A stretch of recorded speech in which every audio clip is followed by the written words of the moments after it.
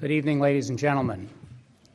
As the United States Ambassador to India, I have the distinct privilege of introducing our speaker tonight, Secretary of State Mike Pompeo. Secretary Pompeo's career has combined service in the public and private sectors in a manner that makes him uniquely qualified to address many of the important challenges in today's world and in the U.S.-India relationship. After graduating first in his class at the United States Military Academy at West Point, Secretary Pompeo served for 5 years in the U.S. Army. He then went to the Harvard Law School and, following graduation, worked at one of the top law firms in the country. From there, he became an entrepreneur and businessman, managing companies in the aerospace and energy sectors for a dozen years. Secretary Pompeo then returned to public service, successfully running for 4 consecutive terms as the U.S. Representative of the 4th Congressional District of the state of Kansas. In January 2017, President Trump nominated Congressman Pompeo to be the director of the Central Intelligence Agency. And in March 2019, President Trump nominated him to be the Secretary of State. So Secretary Pompeo has experience in the military and the intelligence community, as a grassroots politician, as an entrepreneur and businessman in 2 key sectors of the economy, and as a lawyer who can combine all of that with persuasive analysis and communication. It's great to have him back in New Delhi. Please join me in welcoming the 70th Secretary of State, Mike Pompeo.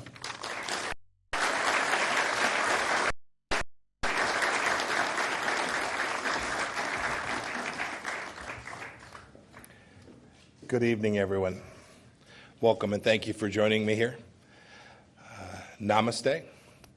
Thank you, Ambassador Juster, too, for that kind introduction. Ken and I have been talking about my return here to New Delhi for quite some time, since I was last here back in September, and I'm glad we were able to make it happen shortly after your great election. I want to recognize some special people who are here as well, the Indian Ambassador to the United States, Harsh Shringla, and many other members of the Indian Diplomatic Corps in the audience. I'm honored to be in your presence here today. Thank you for joining us. I'm also excited to be at the India International Center. There's no better symbol of our 2 countries' cooperation than an institution fathered by an American and a future president of India. I just wish I could stay tonight to enjoy some thali. I hear it's great. Many of you may not know this, but I had the chance to come here a number of times on business. I was able to bring my wife Susan here on a number of the trips. She and I had the opportunity to visit Bangalore and Chennai and Hyderabad. As many years ago was when I ran a small business that made airplane parts. We were struck on that visit. Such entrepreneurship, such energy, great people, and enormous expectations for a brighter future for this country. We had a wonderful time when we visited. We had terrific hosts. It's an experience that many Americans have had when they travel here for business, for pleasure, or for yoga. There's just something easy about the exchange between Americans and Indians. Yet, as I said in a speech just a few weeks back in Washington, it took our 2 nations decades to realize just how far this friendship could go and just how much we could work together. But in fact, someone did see what was possible. One of India's eminent thinkers, K. Subramaniam, co-wrote an essay. It was back in 1995, and it began with these lines. It is widely understood that the United States is important to India. It is less well understood how important India is to the long-term interests of the United States of America. I want you all today to know that I understand that, and that America understands that. I just had a great opportunity. I finished an excellent set of meetings with Prime Minister Modi, Minister Jaishankar, and other officials. We didn't just talk about bilateral relations, the relationship between our 2 countries, although we spent a fair amount of time talking on that important topic. We also talked about what I'll call a new age of ambition for our 2 proud nations. We shouldn't see each other only through the narrow bilateral lens, and I want to talk about that tonight. We each, India and the United States, should see the world as it is and see each other for what we are: great democracies, global powers, and good friends. We have the ability to forge a new kind of cooperation that won't just be good for us, but for the region and indeed for the entire world. That's what I told your leaders this afternoon, and it's my pleasure to share this vision with you here this evening. Look, we start from a good place, a very good place. We are blessed that U.S.-India friendship is rooted in a solid foundation: the rule of law, respect for human dignity, the importance of civil society. These ideals, they allow people to flourish. The Indian people believe in them, and Americans believe in them as well. We share common historical threads upon which to build. We both struggled for independence. We both wrote constitutions that begin with the words, "We the people." And we both protect unalienable rights. When President Eisenhower, a great Kansan, my home state, when President Eisenhower visited India in 1959, he said, quote, "Between the first largest democracy on earth, India, and the second largest, America, lie 10,000 miles of land and ocean. But in our fundamental ideas and convictions about what democracy, we are very close neighbors, and we ought to be even closer," end of quote. I certainly agree with President Eisenhower. Look, you just proved enormously your commitment to democracy last month in the largest democratic exercise in the world's history. It was an example for the region. Imagine if every nation had the vigorous debates and voice that the Indian people just had the opportunity to express. And yet, in spite of all this, there's a nagging misconception that our countries are not able to be full partners, that distrust of an earlier era, still lingers. But that's not true.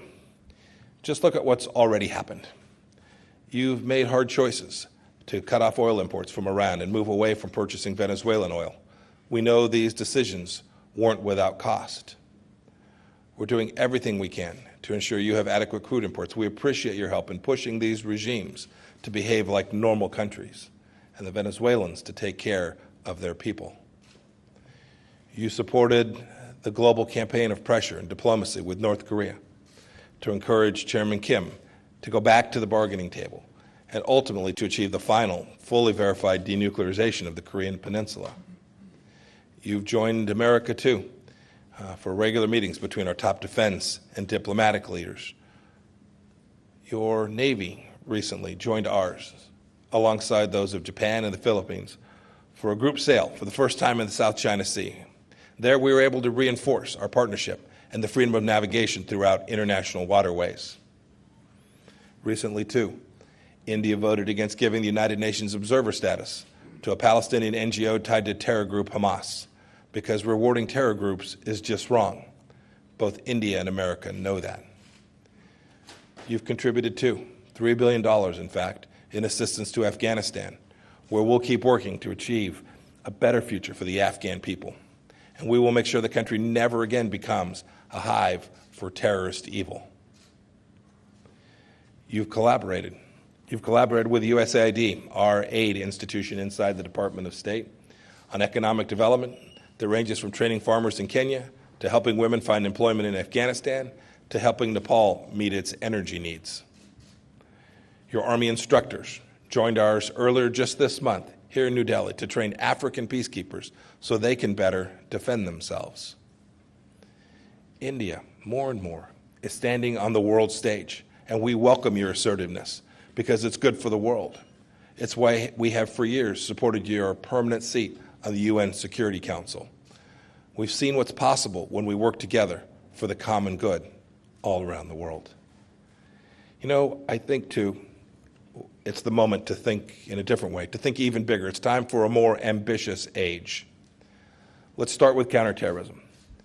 Just a few weeks ago, Prime Minister Modi called for all nations to band together to fight terrorism, a message that aligns with what President Trump told the world leaders 2 years ago in Riyadh on his first international visit. We were pleased to see the United Nations Sanctions Committee designate Masood Azhar last month. And from Kandahar to Sri Lanka and beyond, this fight will continue. Our work together must continue. Can we work even more closely to thwart terrorism that afflicts South Central Asia? Then there's our shared vision for a free and open Indo-Pacific region, a vision which we arrived at independently, but which today we pursue together. We both seek to uphold national sovereignty, the rule of law, transparency, good government, and basic freedoms. And we look forward to working with you in the Western Indian Ocean alongside countries such as France. Later this year, for the first time ever, the U.S. military will participate in a tri-service exercise with their Indian counterparts. We respect your sovereignty and seek a true partnership. Can we have a more robust defense relationship grounded in interoperability, with common platforms, shared doctrines, and new technologies? Today, 60% of global maritime trade transits through the Indo-Pacific. In past weeks, the Islamic Republic of Iran has attacked tankers from Japan, Norway, Saudi Arabia, and the United Arab Emirates. In recent years, China has sought dominance in the South China Sea. Can America and India strategize more comprehensively on how to safeguard free and open seaways all throughout the world? And on the economic front, just as we want our government to instinctively turn to one another as partners, so we seek the same thing for our companies. Can we help each other's private industries disengage from countries with weak rule of law and invest in partner nations eager to house our supply chains and our innovators? India's IT sector, it's more than just a digital miracle. It's a source of great national pride. I know it. I can see it.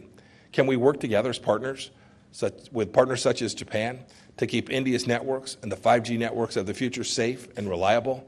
I'm confident that we can. Can we come to an agreement that allows data to flow freely among countries so we don't balkanize the internet, make our companies less competitive, and impede economic growth? I'm certain there's a way. Look, India has a chance to contribute robustly in the energy security region as well. We want that to happen. Can we work together to provide clean energy for all of the Indian people?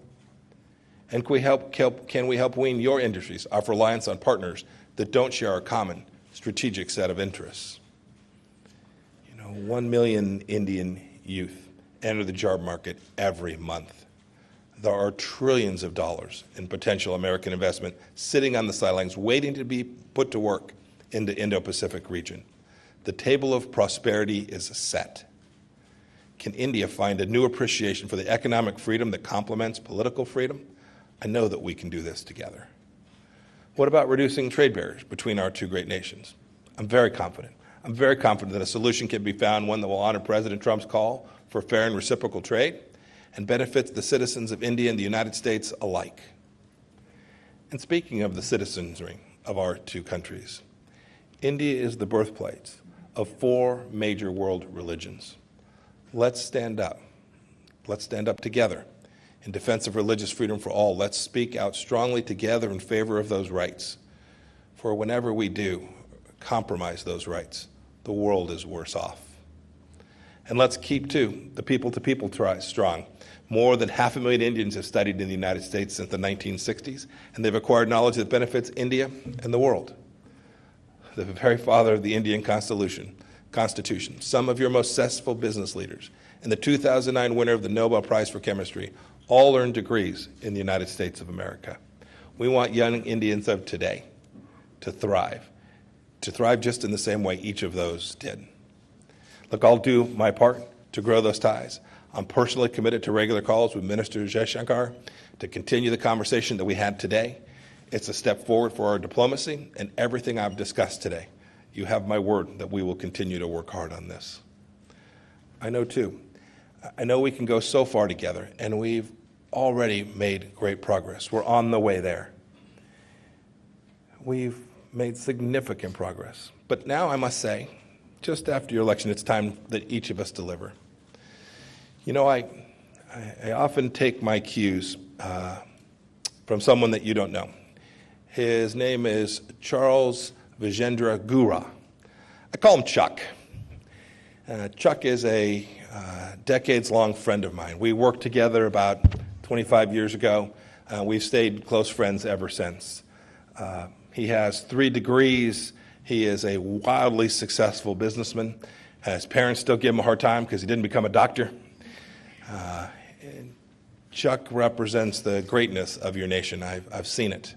And Chuck's been good to me. He's been good to Susan and I. He's helped me understand India in ways that I might not otherwise have had the chance to do. I've always tried to be good to him, too. And as you all know, I got a chance to return a favor back in 2016. I was a member of Congress when Prime Minister Modi came to Washington, D.C., and he spoke at our Congress on Capitol Hill. Few leaders around the world get a chance to do that. I very much wanted the chance to hear Chuck, but I knew how much it meant to Chuck to be there, and so I gave him my ticket. It was amazing. All he wanted was to be in the same room with this great leader who he knew could make things better for both the Indian people and the people of the United States of America. I want you all to know that I share Chuck's view, that we can accomplish this. Right now we have an absolute perfect chance, a perfect chance to go even further than many have dreamed. Right now we have two leaders in President Trump and Prime Minister Modi who aren't afraid to blaze great trails and aren't afraid to take risks where they're appropriate. Right now we're poised to do truly incredible things for our own people, for the region, and for the world. Let's see each other with new eyes and embrace the age of ambition. May God bless you. Hail India, and God bless the United States of America. Thank you all for joining me tonight.